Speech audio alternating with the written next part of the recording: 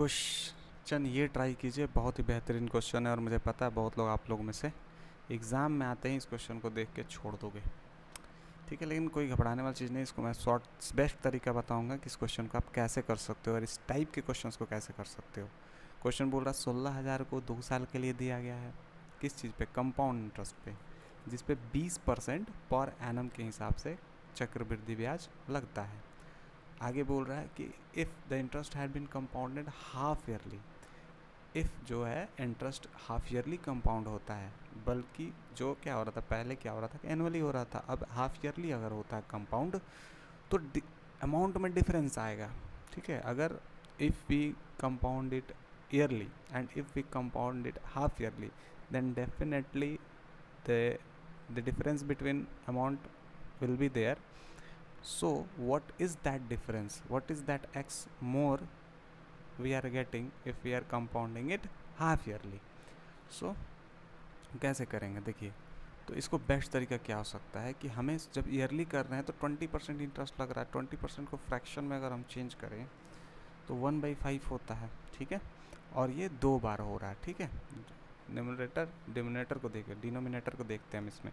और जब हम हाफ ईयरली करेंगे तो 10% लगेगा, तो 1/10, और उसको हम 4 बार करेंगे। हम इसका अगर एलसीएम लें तो 10,000 ही एलसीएम आ जाएगा दोनों का। ये क्या होगा, ये 25 होगा और ये 10,000 होगा। ये तरीका है, याद रखना इसको। 10,000 हो जाएगा, 10,000 हम एलसीएम के तौर पे हम ले लिए। अब आगे इसका फ़ायदा क्या होगा मैं आपको बताता हूँ, ठीक है। इसका फ़ायदा ये होगा कि मान लेते हैं हम कि ये जो अमाउंट है ये 10,000 है। अब ये 10,000 का ये फ़ायदा होगा ना, अब जब आप इसको 4 बार 10% निकालो या 2 बार 20% निकालो, दोनों एग्जैक्ट नंबर्स में आएंगे। जैसे कि पहला केस क्या बता रहा है कि हमें 20% लगा, तो 2 साल लगा, 2 साल लगा, 2 साल 2,000 दे दिए।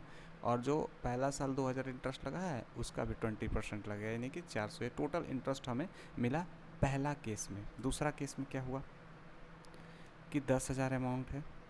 अब 10,000 क्यों लिया हुआ, कैसे होगा वही पता चल जाएगा।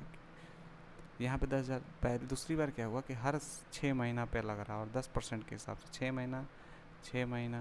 महीना इतना रुपया दिया, फिर तीसरा 6 महीना में, और चौथा 6 महीना, यानी कि टोटल 2 साल हो गया हमारा। अब जो ऑलरेडी 1,000 दिया उस पर तो देगा ना 10%, तो 100 हो गया। अब तीसरी बार जो ये दोनों 1,000 हैं, तो दोनों पे 100 10%, और जो 100 दे दिया उस पर भी 10%। चौथी बार क्या होगा, तीनों जो 1,000 है उस पर भी 100 मिलेगा, 3 बार 2, इसको पहाड़ा जैसा बनाते जाना है, ट्री मेथड। और जो तीनों 100 मिला है उस पर भी, और जो 10 मिला है उस पर भी, ठीक है।